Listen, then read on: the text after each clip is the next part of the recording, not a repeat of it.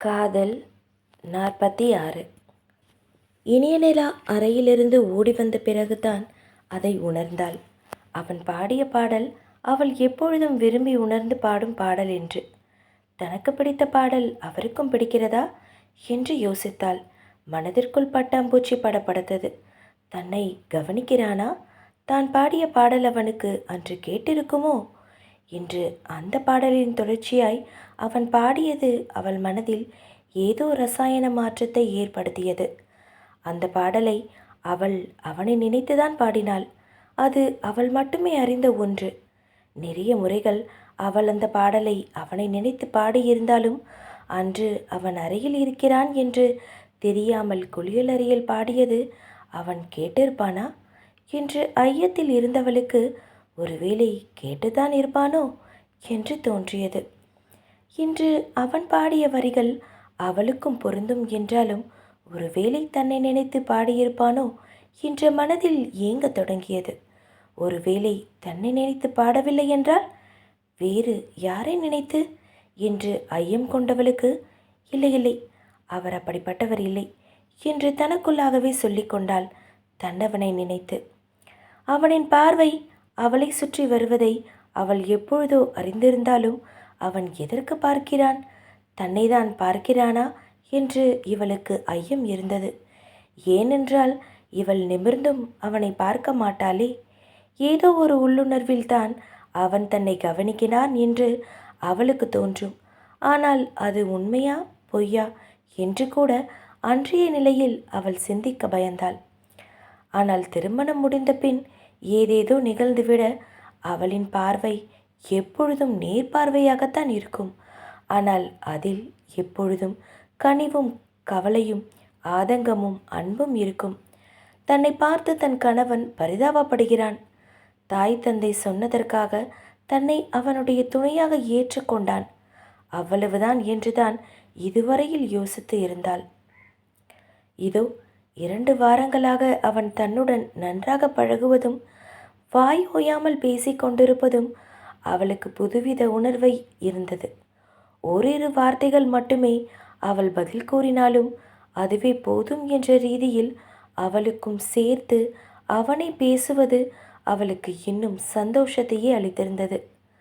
கல்லூரியில் படிக்கும் மாணவிகளில் பார்வைகள் அவனை துளைத்து எடுத்தாலும் அதை எதையும் சட்டை செய்யாமல் அவன் ஒதுங்கி போவதும் அவளுக்கு இன்னும் இன்னும் அவன் மீது காதலை பெருக்கெடுக்க வைத்திருந்தது. ஆனால் அதை கூறும் தைரியம் அவளுக்கு இல்லை. அந்த தைரியம் எப்பொழுது வரும் என்று கூட அவள் அறிந்திருக்கவில்லை. ஆனால் இத்தனை வருடங்கள் இல்லாமல் ஏதோ ஒரு புதுவித உணர்வும் சிலிர்ப்பும் அவள் மனதில் எழும்பி அவனுடனான அன்பையும் தனிமையையும் எதிர்பார்த்து காத்திருந்தது அவளுடைய மனது. கல்லூரி பையை எடுத்துக்கொண்டு கீழே வந்தவள் ஏதோ ஒரு யோசனையிலேயே உழன்று கொண்டிருப்பதை பங்கஜம் மட்டுமல்லாமல் ஹேமாவும் கவனித்தாள். ஆனால் அவள் முகம் பிரகாசத்தையும் வெட்கத்தையும் சூடிக்கொண்டிருக்க அவர்கள் அவளை கண்டு கொள்ளாமல் இருந்து கொண்டனர். இங்கு குமரன் நிலையும் ஏதோ போலத்தான் இருந்தது. அவளின் பாடலுக்கு எதிர்பாட்டு பாடியது போல அவன் பாடினாலும் அந்த பாடலை அவன் உணர்ந்தேதான் பாடினான். தன் மனையாளை நினைத்து. அவன்தான் எப்பொழுதிருந்தோ அவளை மனதில் நிறுத்திவிட்டானே. நேற்றைய தினத்தில் அவள் தன் தாயுடன் ஒன்றியதை பார்த்தவனுக்கு மனதில் ஏக்கங்கள் பெருக்கெடுத்தது. ஆனால் நிலாவை பொறுத்தவரையில் அதிரடியாக அவளிடம் எதையும் செயல்படுத்த முடியாது. பொறுமையாகத்தான் எதையும் கையாள வேண்டும் என்று திடமாக யோசித்திருந்தவனுக்கு மனதினில் ஏதேதோ தடுமாற்றங்கள் போராட்டங்கள் நிகழ்ந்து கொண்டே இருந்தது. இன்று அவளின் முகத்தில் கண்டது என்ன? வெட்கமா, நாணமா அல்லது காதலா என்று பகுத்தறிய முடியாமல் தவித்தான். தான் ஏதோ ஒன்று நினைத்து கொண்டு அவளை நெருங்கி பின் அவள் தன்னை தவறாக நினைத்து விட்டால் என்ன செய்வது என்று தடுமாறினான். இல்லை இல்லை, பொறுமை அவசியம் குமரா என்று தனக்குள்ளாகவே பலமுறை சொல்லி கொண்டவன் இந்த ஒரு வாரமும் அவளிடம் நன்றாக முன்னேற்றம் தெரிந்ததே அதை அவசரத்தால் கெடுத்துவிடக்கூடாது என்று தனக்குள்ளாகவே சொல்லிக்கொண்டு தன்னை திடப்படுத்தி கொண்டு கீழே இறங்கினான். உணவு மேஜையில் உணவு பாத்திரங்கள் அடுக்கி வைக்கப்பட்டிருந்தது.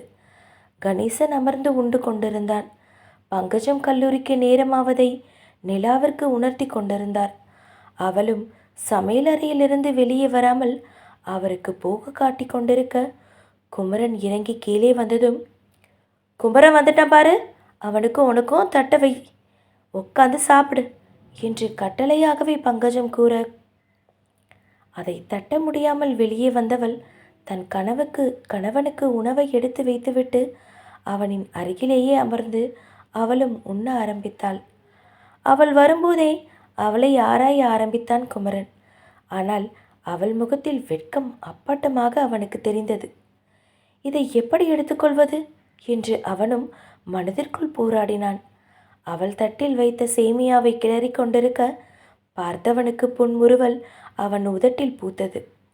பங்கஜம்தான் சிறிது நேரமாகவே அவளை கவனித்துக் கொண்டிருக்கிறாரே, அவருக்கு ஏதோ புரிவது போல இருந்தாலும் கல்லூரிக்கு நேரமாவதை உணர்ந்து, நிலா, அந்த சேமியா ஏற்கனவே கிடாயில் கிளறியாச்சு, நீ தட்டில் வேற கிளறிட்டு இருக்கா, அது வெந்து தான் இருக்கு, சாப்பிட்டு கல்லூரிக்கு கிளம்புற வழிய பாரு என்று கூறிவிட அவளும் அவரின் கட்டளைக்கு செவி மடுத்து அள்ளி சாப்பிட ஆரம்பித்தாள். தன் தாய் வார்த்தைக்கு கட்டுப்படும் தன் மனைவியை சிரித்தபடி பார்த்திருந்தான் குமரன். கணேசனின் முகத்திலும் மெல்லிய புன்னகை கீற்று. எப்பொழுதும் ஏதாவது அளவலாவை கொண்டு வரும் குமரன் இன்று வாகனத்தில் அமைதி காத்தான். அது நிலாவிற்கு வியப்பாகத்தான் இருந்தது. அவன் வாகனத்தில் கவனம் செலுத்த அவள் கீழ்பார்வையால் தன் கணவனின் மீது கவனம் செலுத்தினாள். கல்லூரியும் வந்துவிட இறங்கியவள் நின்றபடி அவனையே பார்த்தாள். அவனும் அவளைத்தான் பார்த்தபடி அமர்ந்திருந்தான். எப்பொழுதும் அவன் பேசிக்கொண்டே வர இறங்கும்போது சிறு தலையசைப்புடன் செல்பவள் இன்று ஏனோ நின்றபடி அவனையே பார்த்து கொண்டிருக்க இருவரின் விழிகளும் சங்கமித்து ஏதோ புரியாத மொழியை பேசிக்கொண்டிருந்தது. சற்று நேரம் இருவரும் அப்படியே கட்டுண்டு இருக்க அந்த மௌன நிலையை கலைத்தது நிலாவின் கல்லூரி தோழியான பவித்ராவின் குரல்தான்.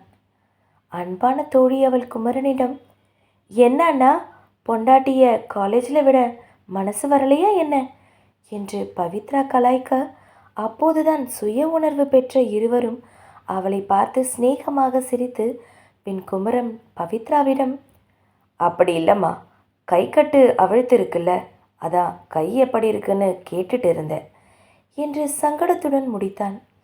பவித்ரா நிலாவை போல கிடையாது. கலகலப்பாக பேசுபவள். இனிய நிலாவிற்கு இருக்கும் ஒரே தோழி பவித்ரா மட்டுமே. இவளுடன் சேர்ந்தாலாவது தன் மனைவி பேசுவாள் என்று குமரன் எதிர்பார்த்திருந்தான். ஆனால் நிலா யாருடன் இருந்தாலும் அவள் சுபாவம் மாறுவது கஷ்டமே என்று பாவன் அவன் அறிந்திருக்கவில்லை. இருவரும் அவனிடம் விடை பெற்று சென்று பின்னரும் போகும் தன் மனைவியையே பார்த்து நின்றிருந்தான் குமரன். இங்கு நடேசனின் வீட்டில் என்னதான் ஆண் என்ற திமிரும் அகங்காரமும் இருந்தாலும் பெண்கள் இல்லாத வாழ்வு, அவர்களின் அன்பு இல்லாத வாழ்க்கை சூன்யமே என்று உணர்ந்து கொண்டிருந்தனர் மற்ற அனைவரும். அவர்கள் பெண்களை ஒதுக்கி வைத்தார்கள் என்று அவர்கள் நினைத்திருக்க, உண்மையில் பெண்கள்தான் அவர்களை ஒதுக்கி வைத்தனர். இதில் இளைய தலைமுறைகள் ஓரளவிற்கு சுதாரித்து தாய், தங்கை, மனைவி, மகள் என்று புரிந்து கொண்டு அவர்களுடைய வாழ்க்கை பயணத்தில் இணைத்து அவர்களின் நன்மை தீமைகளில் பங்கெடுத்து பெண்களுடன் ஒன்றி வாழ ஆரம்பித்திருந்தனர். பெருமாள் தான் மிகவும் சோர்ந்து காணப்பட்டான். ஆண் என்ற அகங்காரத்தில் நீ எல்லாம் எனக்கு ஒன்றுமில்லை என்பது போல சுற்றி திரிந்தவன் மனைவி, மகள், தாய், தம்பிகள் என்று ஒவ்வொருவரின் ஒதுக்கத்தில் சிறிது சிறிதாக உடைந்து கொண்டிருந்தான்.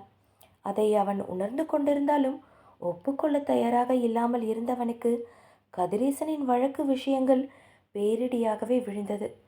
தான் தன் தங்கைக்கு நியாயம் செய்யவில்லையோ என்று யோசித்து மனதளவில் புழுங்கிக் கொண்டிருந்தான்.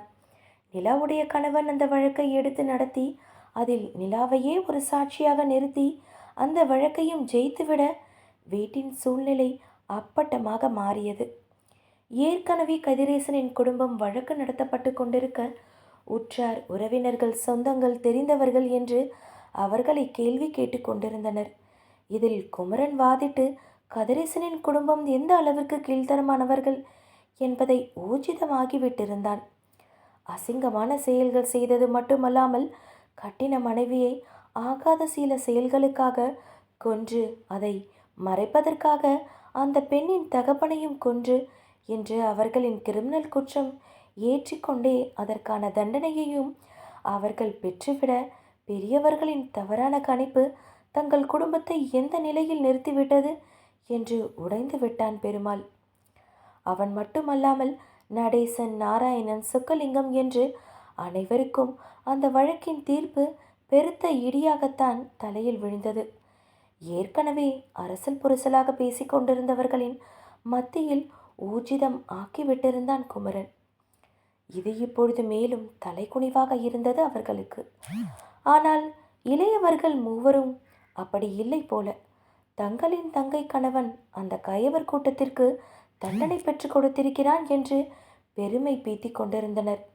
நெஞ்சை நிமிர்த்தி கொண்டு நடந்தனர். அந்த வழக்கு விசாரணைகளுக்கு தங்களின் பங்கும் இருந்ததல்லவா? அதுவே அவர்களின் பெருமைக்குரிய விஷயமாக இருந்தது. குமரன் தங்கள் தங்கையின் கணவன் என்று கூறுவதில் பெருமையாக கருதினார். பெரியவர்களுக்கும் பெருமாளுக்கும் கூட அது பெருமையாகத்தான் இருந்தது. ஆனால் அதை ஒத்துக்கொள்ள அவர்களின் கௌரவம் இடம் கொடுக்கவில்லை. பெரியவர்கள் மூவரும் தங்கள் கௌரவத்தில் இருந்து இறங்கி வர தயாராக இல்லாத போதிலும் பெருமாளின் மனம் ஆட்டம் காண ஆரம்பித்தது.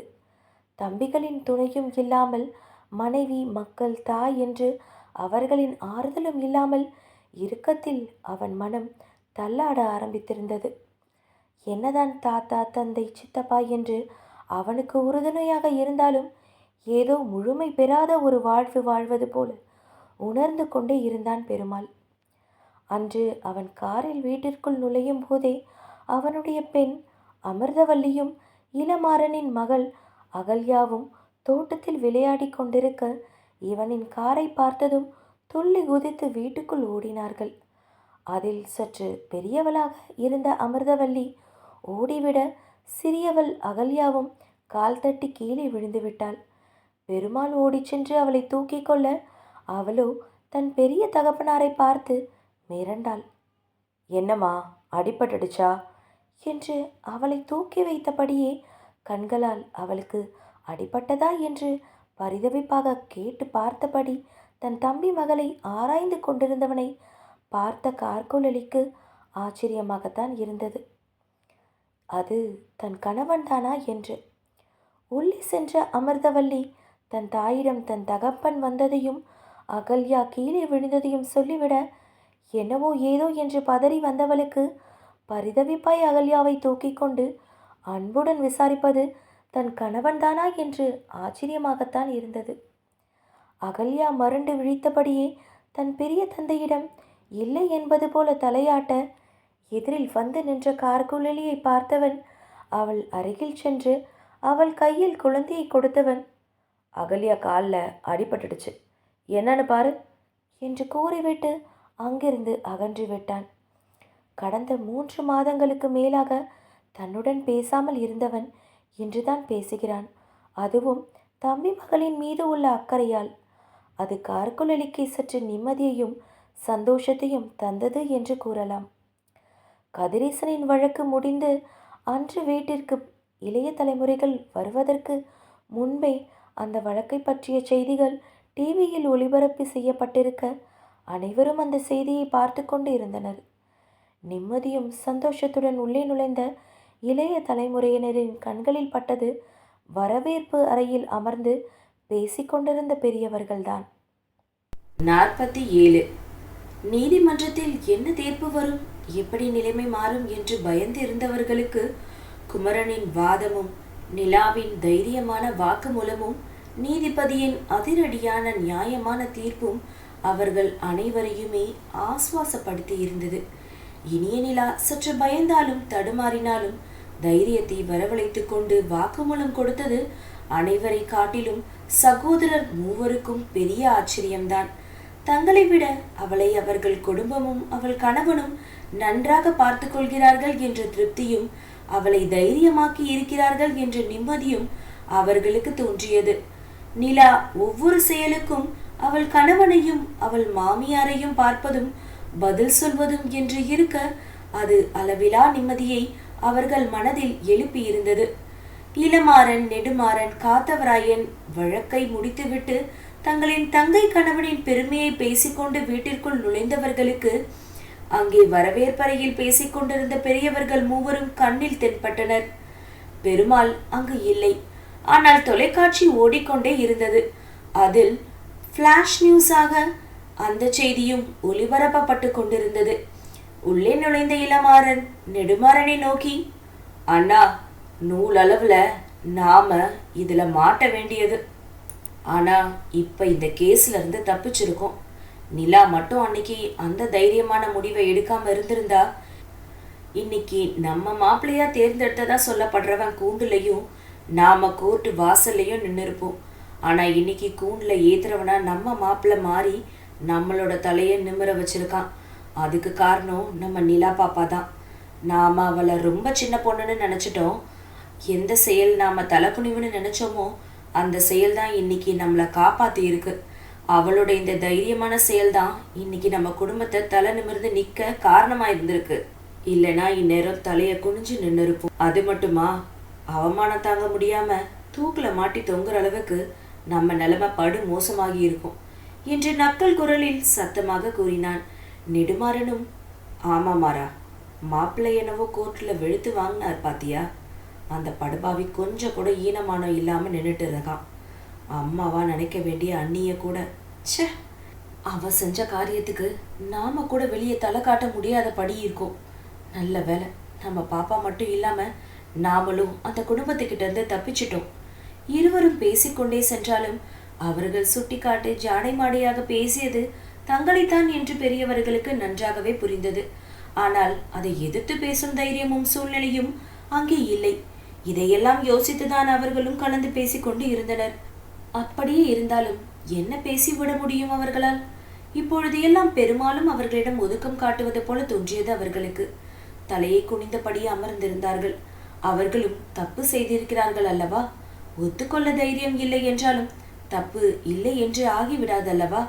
இன்று 100 சொந்தங்கள், 100 அறிந்தவர் தெரிந்தவர் என்று தெரிந்திருக்கும் விஷயம் அவனை மாப்பிள்ளையாக்கி இருந்தால் கதிரேசனின் இந்த செயல் தங்கள் குடும்பத்தையும் சேர்த்து தொலைக்காட்சியில் ஒளிபரப்பாக்கி பட்டி தொட்டி எங்கும் பறைசாற்றும்படி தங்களின் குடும்ப மானமும் சேர்ந்து கப்பல் ஏறி இருக்கும் என்று யோசித்து அமைதி காத்தனர். ஆனால் இன்று நிலா அவளுடைய கணவன் அந்த சூழ்நிலையை வேறு மாதிரி திசை திருப்பி இருந்தாள். இன்னாரின் மருமகன் மகள் ஒரு தவறை வெளிக்கொண்டு வந்து ஒரு பெண்ணிற்கு நியாயம் வாங்கி கொடுத்து கயவர்களுக்கு தண்டனையும் வாங்கி கொடுத்திருக்கிறார்கள் என்று திருத்தப்பட்டு விட்டது. அந்த பெருமையை அவர்கள் வெளிப்படையாக ஒத்துக்கொள்ளவில்லை என்றாலும் மனதளவில் அது பரவி இருந்ததை யாராலும் தடுக்க முடியவில்லை என்பதுதான் உண்மை. அன்று நடந்த அனைத்தையும் நினைத்து பார்த்த கார்குழலிக்கு தன் கணவனின் மாற்றம் சிறிது மனதிற்கு இதமாகத்தான் இருந்தது. பெருமாள் தன் தம்பி மகளிடம் நடந்து கொண்டதை மேலே தன்னறையில் ஜன்னலின் வழியே பார்த்து கொண்டிருந்த இளமாறனின் உதடுகள் மெல்ல புன்னகையால் விரிந்தது. தங்களுக்குள் ஏற்பட்ட மாற்றம் தங்கள் தமையனுக்கும் ஏற்பட வேண்டும் என்று அந்த 3 தம்பிகளும் காத்து கொண்டிருந்தனர் என்பதை அவர்கள் மட்டுமே அறிந்த ஒன்று. சிறிது நாட்களாகவே அவனும் பெருமாளை கவனித்துக் கொண்டுதான் இருக்கிறான். இதை பற்றி நெடுமாறனிடமும் காத்தவராயனிடமும் கூட பல முறை பேசியிருக்கிறான். நெடுமாறன் திட்டவட்டமாக கூறிவிட்டான், நம்மளால அவரை மாற்ற முடியாது, அவரை மாறினா மட்டும்தான் உண்டு. கடவுள்கிட்ட வேண்டிக்கலாம் அவர் மாறணும்னு, வேற ஒன்றும் பண்ண முடியாது என்று கூறிவிட மாறனும் அதை உணர்ந்தே இருந்தான். பெரியவர்கள் என்ற மமதையில் இருப்பவர்கள் சிறியவர்கள் நன்மையை சொன்னாலும் அதில் உண்மையே இருந்தாலும் ஒத்துக்கொள்வதில்லை. அப்படி இருக்க பெருமாளும் அதை எடுத்துக்கொள்வான் என்று நினைக்கவில்லை. அதனால் காலத்தின் போக்கில் இதை விட்டுவிட்டு தங்களின் வழியை பார்க்க ஆரம்பித்து இருந்தனர். பெருமாளின் இந்த மாற்றம் அவனுக்கு சந்தோஷத்தை ஏற்படுத்தியது என்று கூறலாம். மூத்த தலைமுறையினர் மாட்ட வேண்டும் என்ற அவர்கள் யோசிக்க கூட இல்லை. அது சாத்தியமாகுமா என்ற எண்ணம் கூட அவர்களுக்கு தோன்றவில்லை. குறைந்தபட்சம் இளைய தலைமுறையாவது மாற்ற ஏற்பட்டால் அது மூத்த சந்ததியினரையும் மட்டுமல்லாமல் வருங்கால சந்ததியினரையும் நல்வழிப்படுத்தும் என்று நம்பினார்கள்.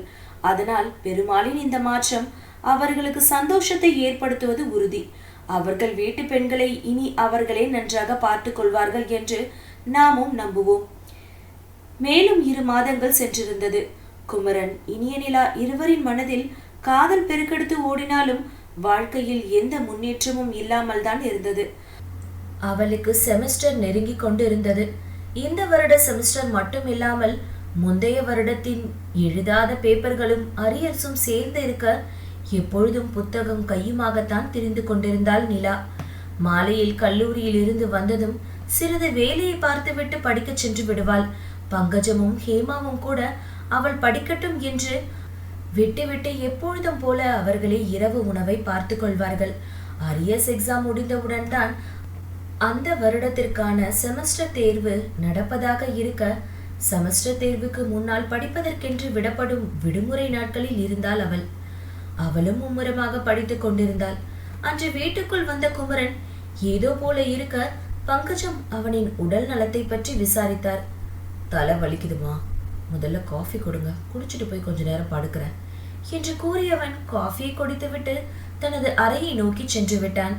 கட்டிலில் கவிழ்ந்து படுத்தபடி கால்களை ஆட்டிக்கொண்டு கழுத்தில் உள்ள செயினை தன் பற்களில் கடித்தபடி படித்துக் கொண்டிருந்தாள் இனிய நிலா. எப்பொழுதும் மாலை மங்கி வீட்டிற்கு வரும் தன் கணவன் அப்பொழுது வருவான் என்று அவள் எதிர்பார்த்திருக்கவில்லை போலும். அன்று நீதிமன்றத்தில் நடந்த வழக்கு மிகவும் பிரச்சனைக்குரியதாக இருந்தது. பத்தாததற்கு அவனுக்கு தலைவலியும் சேர்ந்து கொள்ள தன் நண்பனிடம் சொல்லிவிட்டு வீட்டிற்கு கிளம்பிவிட்டான். நிலா படிக்கும் மும்முரத்தில் தன் கணவனின் வாகனம் சத்தத்தை கூட கவனிக்கவில்லை போல. மேலே வந்தவன் அரை கதவை லேசாக தள்ள அது திறந்து கொள்ள தன் மனையாளின் அந்த தோற்றமும் செய்கையும் அவனை வெகுவாக ஈர்த்தது. கிட்டத்தட்ட 11 மாதங்களாக அவளை பார்த்து கொண்டிருக்கிறான். அதில் 10 மாதங்களுக்கு மேலாக அவளை தன் மனதில் நிறுத்தி ஆராதனை செய்து கொண்டிருக்கிறான். திருமணம் முடிந்து 5 மாதங்கள் முடிந்து விட்டிருந்தது. ஆனால் அவளின் இந்த தோற்றம் அவனுக்கு புதிது. எப்பொழுதும் ஒதுக்கத்துடனே இருப்பவள் இன்று ஏதோ உரிமையாக இருப்பது போல தோன்றியது. தனது வீட்டில் சாதாரணமாக சகஜமாக நடப்பது போல தோன்றியது. தனது வீடு, தனது அறை என்ற உரிமை உணர்வுடன் அவள் இருப்பது போல தோன்றியது. சற்று நேரம் அப்படியே நின்றபடி அவன் நிலாவையே பார்த்து கொண்டிருக்க அவளின் ஒப்பனை இல்லாத அந்த அழகு முகம் அவனை வெகுவாக ஈர்த்தது. ஏதோ ஒரு ஊந்துதலில் படுத்தபடியே தலையை திருப்பி பார்த்தாள். அங்கு தன் கணவன் நின்றிருப்பதை பார்த்தவள் பதறியபடி எழுந்து அமர்ந்தாள். கதவை அவள் சாத்திதான் வைத்திருந்தாள். ஆனால் தாள் போடவில்லை. அது எப்பொழுது திறந்தது? அவன் எப்பொழுது வந்தான்? தான் எப்படி படுத்திருந்தோம் என்று பலவாறு யோசித்தாள். அவள் சடார் என்று எழுந்து அமர்ந்ததில் அவளுடைய உடை, கேசம் என்று அவளின் கலைந்த தோற்றம் ஏனோ அவன் கண்களுக்கு புதிதாக பூத்த பூங்குவியலாகவே அவள் தோன்றினாள். அவள் உடனே தனது உடையை சரி செய்து கொண்டு அவனை நிமிர்ந்து பார்த்தபடி, உங்களுக்கு உங்களுக்கு உடம்பு ஏதாவது சரியில்லையா என்று கேட்டாள். அவன் புன்முறுவலுடன், லேசான தலைவலி, அம்மா காஃபி கொடுத்தாங்க, குடிச்சிட்டேன், நீ படி, நான் கொஞ்ச நேரம் சோஃபாவில் படுத்துக்கிறேன் என்றவன் அவள் பதிலுக்கு காத்திருக்காமல் அதன் அருகில் சென்றான். இல்ல நீங்க இங்க படுத்துக்கோங்க, நான் சோஃபால உட்கார்ந்து படிக்கிறேன் என்று அவள் தன் புத்தகத்தை எல்லாம் அங்கிருந்து அகற்ற ஆரம்பித்தாள். இல்ல நிலா, நீ படி என்று அவன் கூற, அங்க நான் படிச்சுக்கிறேன் என்று தடுமாறியவள் புத்தகங்களை எடுத்து சோஃபாவில் அருகில் உள்ள டீபாயில் வைத்துவிட்டு அவன் படுப்பதற்கு ஏற்றபடி கட்டிலை வசதி செய்து வைத்தாள். அவன் அவளை பார்த்தபடி வந்து படுத்தவன் கண்களை மூடிக்கொள்ள அவனுக்கு என்னவோ அவன் மூடிய இமைகளின் உள்ளே அவளின் அந்த தோற்றமே வந்து வந்து சென்றது. அது அவன் தூக்கத்தை தூர விரட்டி இருந்தது. சற்று நேரம் புரண்டு புரண்டு படுத்து கொண்டிருந்தவனை பார்த்தவள் அங்கிருந்து அகன்று சென்றாள். தூக்கம் வராது புரண்டு படுத்து கொண்டிருந்தவன் தன் மனைவியின் எண்ணங்களால் ஆக்கிரமிக்கப்பட்டு கொண்டிருக்க யாரோ அவன் தலையை அழுத்தி பிடிப்பது போல தோன்ற கண்களை பிரித்து பார்த்தான். அங்கே அவனின் தலைமாட்டில் நிலா நின்று கொண்டு தைலத்தை அவன் நெற்றியில் தேய்த்து விட்டபடியே தலையை பிடித்து அழுத்தி விட்டு கொண்டிருந்தாள். அவன் கண்களை விரித்து அவளை ஆழமாக பார்த்தபடி கண்களால் என்னவென்று கேட்டான். தலைவலிக்கு இப்படி பிடிச்சு விட்டா தூக்கம் வரும், எங்க பாட்டி, பங்கஜ அம்மா எல்லாம் இப்படித்தான் பண்ணுவாங்க என்று அவள் கூற, எனக்கு எதுவும் பிரச்சனை இல்லை, நீ பிடிச்சு விடுறது எனக்கு நல்லா தான் இருக்கும். ஆனா உனக்கு ஒன்றும் பிரச்சனை இல்லையா என்று கேட்டான் அவன். எனக்கு என்ன பிரச்சனை வரப்போகுது என்று அவளும் குழந்தைத்தனமாக கேட்க, அவளின் அந்த குழந்தைத்தனமான பேச்சை ரசித்தவன், இவளுக்கு என்ன பிரச்சனை இருக்கும் என்று மனதிற்குள்ளாகவே கூறிக்கொண்டான். அவன் கண்களை மெல்ல மூட அவளும் அவனுக்கு தலையை இதமாக பிடித்துவிட ஆரம்பித்தாள். தலைவலிக்கு அவள் பிடித்து விடுகிறது அவன் உடலில் ஒரு புது உணர்வை தோற்றுவித்தது. இரத்த நாளங்கள் வேகமாக அதன் வேலையை செய்ய உடலில் ஏற்படும் ரசாயன மாற்றங்களை அவன் கட்டுப்படுத்த முயற்சி செய்து கொண்டிருந்தான். அவளின் அந்த அருகாமை இன்னும் அவனுக்கு வேண்டும் என்று தோன்றியது. தனக்கு அவள் உதவி செய்து கொண்டிருக்கிறாள், தான் என்ன செய்து கொண்டிருக்கிறோம் என்று தன் எண்ணங்களுக்கு கடிவாளம் இட்டவன் தன் மனதை ஒருநிலைப்படுத்தி தூங்க முயற்சி செய்தான். அவளின் இந்த இதமான அழுத்தமே அவனை ஆழ்ந்த தூக்கத்திற்கு அழைத்து சென்றது. காதல் 48. அவளின் வாழைத்தண்டு கால்கள் அவன் மனதில் ரீங்காரமிட்டு கொண்டிருக்க, அவளின் எண்ண ஓட்டத்திலே சுழன்று கொண்டிருந்தவனுக்கு அவளின் அருகாமையும் ஸ்பரிச தீண்டலும் கைகள் கொடுத்த அழுத்தமும் தலைவலியை தூர போக்கி ஆழ்ந்த நித்திரையை அவனுக்கு கொடுத்திருந்தது. அவளை பற்றிய நினைவலைகளில் உழன்று கொண்டே உறங்கியும் விட்டான். அவன் உறங்கியதை உறுதிப்படுத்தி கொண்டு படிக்கச் சென்று அமர்ந்தவளுக்கு கண்கள் பாடக புத்தகத்தை தவிர்த்து அவளின் மணவாளனிடமே சென்றது. நீதிமன்றத்தில் அவனின் வாத திறனில் கட்டுண்டு இருந்தவளுக்கு இன்று அமைதியான குழந்தைத்தனமான முகத்துடன் உறங்கிக் கொண்டிருக்கும் தன் கணவனை ரசிக்க தோன்றியது. அவளது காதல் மனது தன் கணவனை பார்ப்பதா புத்தகத்தை பார்ப்பதா என்று சிறிது நேரம் தடுமாறி அவளின் எண்ணங்களை ஜெயித்தது அவளுடைய கணவனே. என்னதான் அவள் புத்தகத்தில் தன் பார்வையை திருப்பினாலும் அவளுடைய சிந்தனையை அவள் கணவன் ஆக்கிரமித்திருக்க அவளால் அதில் கவனம் செலுத்த முடியவில்லை. தன் புத்தகத்தை கீழே வைத்துவிட்டு அவனை நோக்கியபடி அவனை பற்றிய எண்ணங்களில் மூழ்கி போனாள் இனிய நிலா. அவள் அந்த வீட்டிற்கு வந்தது முதல் இன்று வரை அவனின் ஒவ்வொரு செயல்களையும் எண்ணியே அவளது மனது அவனின் மீது இருந்த காதலால் கசிந்து உருகியது. தன் மனைவியின் எண்ண ஓட்டங்களை பற்றி அறிந்திராத அந்த கல்வன் ஆழ்ந்த உறக்கத்திலும் அவன் மனையாளையும் நினைத்து கொண்டிருக்க அது கனவாக உருப்பெற்று அவனை ஆக்கிரமித்திருந்தது. கனவெல்லாம் நீதானே, விழியே உனக்கே உயிரானேன், நினைவெல்லாம் நீதானே, கலையாத யுகம் சுகம்தானே, பார்வை உன்னை அழைக்கிறதே, உள்ளம் உன்னை அணைக்கிறதே, அந்த நேரம் வரும்பொழுது என்னை வதைக்கின்றதே, கனவெல்லாம் நீதானே, உயிரே உனக்கே உயிரானேன். பாடல் வரிகளில் மூழ்கியவனுக்கு அந்த பாடலில் அவர்கள் இருவரும் உருப்பெற்று ஆடிக்கொண்டிருந்தனர். அந்த எண்ண ஓட்டத்தில் இருந்தவனுக்கு அவனையும் அறியாமல் முகத்தில் மென்னகை படர அவனையே ஆழ்ந்து பார்த்து கொண்டிருந்த அவனின் மனையாளின் கண்களுக்கு அது தவறாமல் பட்டது. உறக்கத்தில் புன்னகைக்கும் தன் கணவனையே விழி இமைக்காமல் பார்த்து ரசித்து கொண்டிருந்தாள் இனிய நிலா. அவனுடைய புன்னகை எல்லோரையும் வசீகரிக்கும் புன்னகை. ஆரம்பத்தில் அதை கவனிக்க தவறியவளுக்கு மெல்ல மெல்லத்தான் அந்த புன்னகையில் தோன்றும் கண்ணக்குழி அதன் அழகு அவள் மனதை ஆக்கிரமித்திருந்தது. அவனை பார்த்து ரசித்து கொண்டிருந்த மனம் அவன் புன்னகையில் கட்டுண்டு ஐக்கியமானது. உறக்கத்திலும் அவனுடைய புன்னகை தன்னை வசீகரிப்பதாக அவளுக்கு தோன்றியது. அவனை ரசித்து பார்த்து கொண்டிருந்தவளின் முகம் சடுதியில் மாறியது. அவளின் சக கல்லூரி மாணவி ஒருத்தி குமரனின் புன்னகையை வர்ணித்து கூறியது அன்று மட்டுமல்லாமல் இன்றும் அவள் அடி மனதில் கடுப்பை கிளற அந்த புன்னகை தனக்கு மட்டும் சொந்தமான ஒன்று, இவன் தனக்கானவன், அவளுக்கு அதில் உரிமை இல்லை என்ற பொறாமை உணர்வு தலை தூக்கியது. காதல் இருக்கும் இடத்தில்தானே பொறாமையும் வலுப்பெறும் அல்லவா? இவன் தனக்கானவன், தன்னுடையவன் என்ற எண்ணமே அவளை ஆக்கிரமிக்க அது அவளின் மனதில் காதலை இன்னும் அதிகப்படுத்தியது. மாலை வெகு நேரம் கழித்து உறக்கத்திலிருந்து எழுவதை சிறு அசைவிலேயே உணர்ந்து கொண்டவள் கீழே சென்று அவனுக்கு காஃபியை எடுத்து வந்து கொடுத்தாள். அதை புன்னகையுடன் பெற்றுக்கொண்டவன் காஃபியை அருந்தியபடியே அவளிடம் அவளுடைய பரீட்சையை பற்றி கேட்டு தெரிந்து கொண்டான்.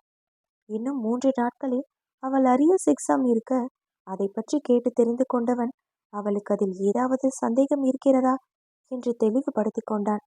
அரியஸ் தேர்வுகளுக்கு மட்டுமல்லாமல் அவளுடைய செமஸ்டர் தேர்வுகளுக்கும் அவன் காலையில் அழைத்துச் செல்வதும் மதியத்தில் அவனுடைய தந்தை வீட்டிற்கு அழைத்து வருவதுமாக இருக்க, அவன் அவளை மிஸ் செய்வதை காட்டிலும் அவனை அவள் அதிகமாக மிஸ் செய்தாள் என்று கூறலாம். அவனுடைய இருப்பு அவளை இம்சித்தது என்றால் அவனுடைய இல்லாமை அவளை கொன்றே தின்றது. அன்று அவளுக்கு செமஸ்டர் தேர்வு எழுதிவிட்டு வந்திருந்தாள். இன்னும் 2 தேர்வுகள் மிச்சம் இருக்க, எப்போதும் அவன் மாலையில் வரும்போது புத்தகம் கையுமாக இருப்பவள் இன்று ஏனோ வரவேற்பறையிலும் சமையலறையிலும் உலாவிக் கொண்டிருந்தாள். வந்ததும் அதை ஆராய்ந்தவன் யோசனையுடனே தன்னை சுத்தப்படுத்தி கொண்டு வந்து வரவேற்பறையில் அமர்ந்தவன் ஆகாஷுடன் விளையாடி கொண்டு இருந்தான். எங்கும் அங்குமாக உலாவிக் கொண்டிருந்த இனிய நிலாவின் பார்வை அவனை அடிக்கடி தழுவிச் செல்ல, அதை கண்டும் காணாமல் அமர்ந்திருந்தான் குமரன். அது காதல் பார்வையாக இருந்தால் சந்தோஷப்பட்டு இருப்பான். அது ஆராயும் பார்வையாக இருந்ததுதான் அவன் யோசனையை கிளப்பியது. ஒரு கட்டத்திற்கு மேல் பொறுக்க முடியாமல், நிலா, இன்னைக்கு பரீட்சை எப்படி எழுதின என்று கேட்க, அவளும் நல்லா நல்லா எழுதின என்று கூறிவிட்டு அகலை எத்தனிக்க, அவனின் அடுத்த கேள்வி அவளை கட்டுண்டு அங்கே நிறுத்தியது. உனக்கு தான் இன்னும் 2 எக்ஸாம் இருக்கே, படிக்காம இங்க என்ன செஞ்சுட்டு இருக்க? படிக்கப்போ என்று சற்று அழுத்தத்துடனே அவன் கூற, அப்பொழுது அங்கே வந்த பங்கஜம் தன் மருமகளுக்காக வக்காலத்து வாங்கினார். என்னடா, புள்ள தினமும் படிச்சுட்டு தான் இருக்கு. இன்னைக்கு தான் எக்ஸாம் முடிச்சுட்டு வந்திருக்கா. கொஞ்ச நேரம் இங்க இருக்கட்டுமே, திரும்பவும் நாளையில இருந்து படிக்கத்தானே போறா. 2 நாள் லீவ் இருக்குல்ல, கொஞ்சம் அவளை ஃப்ரீயா விடு என்று கூறிவிட, நீங்க கொடுக்குற செல்லந்தாமா அவளை ரொம்பவே கெடுத்து வைக்குது. இவ்வளவு நாளும் எக்ஸாமுக்கு படிச்சுட்டு தானே இருந்தா, இன்னைக்கு என்ன வந்துச்சு? இன்னும் 2 எக்ஸாம் தான் இருக்கு. அதை முடிச்சிட்ட பிறகு லீவு விட போறாங்க. அப்ப ரெஸ்ட் எடுத்துக்க வேண்டியது தானே என்று அவன் கேட்க, சரிடா, கிட்டத்தட்ட 1 மாசமா புக்கும் கையுமா அலைஞ்சிட்டு இருக்கா. கொஞ்சம் ஓய்வெடுத்துக்கிட்டுமே. படிக்க தோணினா தானே அவளால படிக்க முடியும். நம்மளே அவளுக்கு அழுத்தம் கொடுத்து படிக்க வைக்க கூடாது என்று அவர் கூறிவிட, அம்மா, அவளை கேள்வி கேட்டா நீங்களே அவளுக்கான எல்லா பதிலையும் கொடுக்குறீங்க. ஏற்கனவே உங்க மருமக வாயை திறக்க கூலி கேப்பா. இப்ப நீங்களே அவளுக்கான எல்லா பதிலும் சொல்லிட்டு இருந்தா அவ கடைசி வரைக்கும் வாயை திறக்கவே மாட்டா. அவளுக்காக பரிந்து பேசிக்கிட்டு வந்துட்டு இருக்கீங்க. உண்மையிலேயே நீங்க அண்ணியை விட இவளுக்கு ரொம்பவே செல்லம் கொடுக்குறீங்கன்னு தோணுது என்று அவன் ஹேமாவை கோர்த்து விட, ஏண்டா, எனக்கும் ஹேமாவுக்கும் சண்டையை கிளப்பி விட பாக்குறியா? எனக்கு 2 மருமகளும் ஒண்ணுதான். நீயே கோத்து விட்டு எங்களை சண்டைக்கு மூட்டி விட்டுடாத என்று அவனிடம் அவர் பேசிக் கொண்டிருக்க, நல்லா சொல்லுங்க அத்தை என்று கூறியபடியே ஹேமாவும் அங்கு வந்து அவள் பங்கிற்கு, நம்ம 3 பேரும் ஒத்துமையா இருக்கிறது தம்பிக்கு பிடிக்கல போல. நம்மளுக்கு இடையே இவ்வளவு செண்டு முடிஞ்சு விடுறாங்கன்னா தனி அறையில அவர் பொண்டாட்டிக்கிட்ட எவ்வளவு ஏத்தி விடுவாரு என்று பாருங்க என்று அவள் தன் பங்கிற்கு கொழுதி போட, ஐயோ அண்ணி, ஏன் அண்ணி நீங்க வேற? உங்களுக்கு நிலாவை பத்தி தெரியாதா? நாம 10 கேள்வி கேட்டாலே அவ தலைய மட்டும்தான் ஆட்டுவா. இவளை நான் ஏத்தி விட்டு உங்க 2 பேர்கிட்டயும் சண்டை போட வச்சுட்டாலும் அதை இந்த உலகத்தோட 8வது அதிசயமா தான் இருக்கும். அதை விட முக்கியமா, அவளை நான் இல்லாம கூட இருந்துருவா. ஆனா அம்மா இல்லாம இருக்க மாட்டா. அது உங்களுக்கே நல்லா தெரியும் என்று அவன் கூறும் தோணியிலேயே அவனுடைய ஆதங்கம் அப்பட்டமாக வெளிப்பட்டுவிட, அங்கிருந்த 3 பெண்களுக்குமே அவனின் அந்த வார்த்தை மட்டுமல்லாமல் அவன் வேதனையும் நன்றாகவே புரிந்தது. அது நிலாவின் மனதை வெகுவாக பாதித்தது. அவளுக்கு பங்கஜம் என்றால் உயிர்தான். இந்த வீட்டிற்கு வந்ததிலிருந்து இன்று வரை அவருடன் ஒண்டிக் கொண்டுதான் அலைகிறாள். அவரை தன்னுடைய தாய் ஸ்தானத்தில் வைத்து பார்க்கிறாள். உண்மையில் அவர் இல்லாமல் அவளும் இல்லை என்றுதான் கூற வேண்டும். இதற்கு முன் எப்படியோ, ஆனால் தன் கணவனின் மீது காதல் கொண்ட மனது பங்கஜத்தையும் அவனையும் வேறு வேறாக எண்ண தோன்றவில்லை. ஒரு தாய் தனக்கு எவ்வளவு முக்கியமோ அதைவிட முக்கியம் தன் கணவன் அல்லவா என்று என்ன தோன்றியது அவளுக்கு. மனதில் தோன்றிய அனைத்தையும் கூறிவிட்டால் தான் நன்றாக இருக்குமே. ஆனால் அந்த தைரியம் நிலாவுக்கு வருவது எப்போது? வரவேண்டும் என்றுதான் அவளும் நினைக்கிறாள். கணவனிடம் தன் மனதில் உள்ள அனைத்தையும் கூற வேண்டும் என்றுதான் எண்ணிக்கொண்டிருக்கிறாள். ஆனால் அவளால் கூற முடியவில்லை என்பதுதான் உண்மை. கிட்டத்தட்ட 19 வருடங்களாக அப்படியே வளர்ந்து விட்டாள். மாற்றங்கள் எல்லாம் சடுதியில் நிகழ்ந்து விடுவதல்லவே. மாற்றங்கள் கொஞ்சம் கொஞ்சமாகத்தானே நிகழ வேண்டும். அப்போதுதான் அதன் உண்மை அம்சம் நிலையாக இருக்கும். அவளின் 19 வருட வாழ்க்கையில் இருந்து அவள் சற்று மாறி இருக்கிறாள் என்றுதான் கூற வேண்டும். அவளை பொறுத்தவரை அவள் எவ்வளவோ மாறியிருக்கிறாள் என்று உணர்கிறாள். ஆனால் அடுத்தவர்களை பொறுத்தவரை அவள் சிறிது மாறி இருக்கிறாள் என்றுதான் தோன்றும். ஆனால் தன் கணவனிடம் சகஜமாக பேசும் நிலை எப்பொழுது வரும் என்று அவளும் மனதில் ஏங்கிக் கொண்டுதான் இருக்கிறாள். அதற்கான அடிப்படை கட்டமைப்புகளை குமரன் எடுத்து வைத்துக் கொண்டுதான் இருக்கிறான். இவள்தான் தன்னுடைய தடைகளில் இருந்து தகர்த்துவிட்டு வெளியே வர தயங்குகிறாள். ஒருவேளை அவன் தன்னை தவறாக எண்ணிவிடுவானோ என்று ஐயப்படுகிறாள். ஆனால் அவனும் அதையே விரும்புகிறான் என்று அவளுக்கு சொல்பவர்கள் இல்லை. அவன் தன் மனதில் இருக்கும் ஆசையையும் காதலையும் கூற நினைக்கிறான். ஆனால் அவள் தன்னிடம் பேசும் இந்நிலை கூட மாறிவிடுமோ என்று அவன் தயங்கி இருக்க, இவளும் தயங்கி நிற்க, அது உடைப்பதற்கான கால கட்டமைப்புகளையே கடவுளே முன்னின்று எடுத்து வைத்தார் என்றுதான் கூற வேண்டும். இவர்களாக தடைகளை உடைக்க தெரியவில்லை என்றால் கடவுள்தானே அந்த செயலை செய்ய வேண்டும். அன்று முழுவதும் மட்டுமல்லாமல் அடுத்த நாளும் அதே தொடர்ந்தது. அவன் இல்லாத போது எப்படி இருந்தாள் என்று அவனுக்கு தெரியவில்லை. ஆனால் அவன் இருக்கும்போது அவள் பார்வை அவனையே சுற்றி சுற்றி வருவதும் கீழேயே அலைந்து கொண்டிருப்பதும் அவனுக்கு ஏதோ ஒரு செய்தியை உணர்த்தியது. ஆனால் அது என்னவென்று தெரியவில்லை. முதல் நாளிலிருந்து அவளை பார்த்து கொண்டுதான் இருக்கிறான்.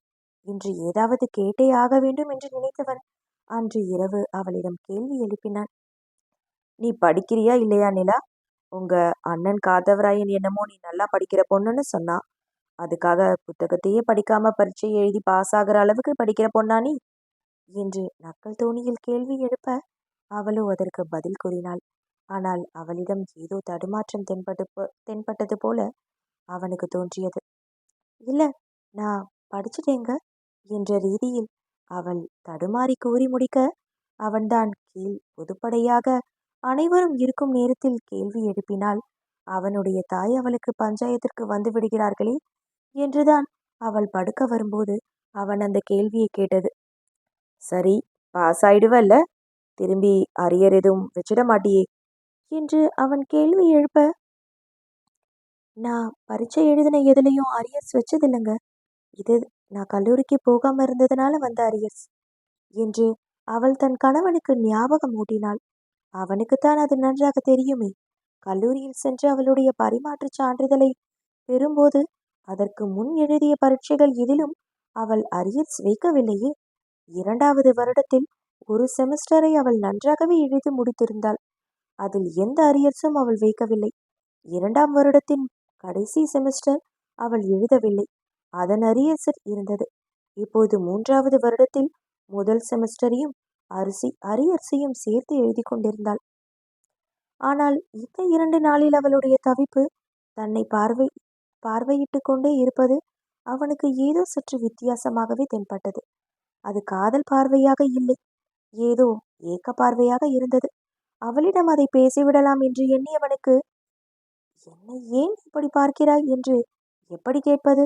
அவள் தன்னுடைய மனைவி, தன்னை பார்க்கிறாள், அதை தவறாக எப்படி எடுத்துக்கொள்ள முடியும் என்று யோசித்தவன் வேறு வழி இல்லாமல் கேட்டுவிட்டான். என்கிட்ட ஏதாவது கேட்கணும்னு நினைக்கிறியா நிலா? 2 நாளா என்கிட்ட ஏதோ பேச நினைக்கிறான்னு தோணுது என்று அவன் கேட்க, இல்லை என்று தலையாட்டியவள் ஞாபகம் வந்தவளாய் வாயை திறந்தும், அப்படியெல்லாம் ஒன்றும் இல்லை, நான் தூங்க போறேன் என்று படுக்க சென்று விட்டாள். இடமும் வளமும் தலையாட்டியவன் இவளை பேச வச்சிட்டாலும் என்று அழைத்து கொண்டவன் அடுத்த நாள் நீதிமன்றத்தில் இருக்கும் கேஸ் விஷயங்களை ஆராய ஆரம்பித்து அமர்ந்து விட்டான். 1/2 மணி நேரம் கடந்திருந்தது. அவள் உறங்கவில்லை என்று அவனுக்கு நன்றாக புரிந்தது. புரண்டு புரண்டு படுத்து கொண்டிருந்தாள். அவள் தூங்கவில்லை என்று அவனுக்கு தோன்றியது. 1 மணி நேரம் கடந்து அவன் தன் வேலையை முடித்துவிட்டு வந்து படுக்கும் போதும் அவள் உறங்கவில்லை என்று தான் அவனுக்கு தோன்றியது. அவளுக்கு குரல் கொடுத்தான். நிலா, தூங்கிட்டியா? ஆனால் அவளிடம் எந்த பதிலும் இல்லை, எந்த அசைவும் இல்லை. அதன் பிறகு அவள் அசையவே இல்லை என்று கூட கூற வேண்டும்.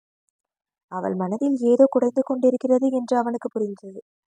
ஆனால் என்ன என்று தெரியாமல், அதை கேட்டாலும் அவள் பதில் கூறாமல் இருக்கும்போது அவனும் என்னத்தான் செய்ய முடியும்? இவளை சற்று விட்டுத்தான் பிடிக்க வேண்டும் என்ற ரீதியில் அமைதியாக இருந்து விட்டான் குமரன்.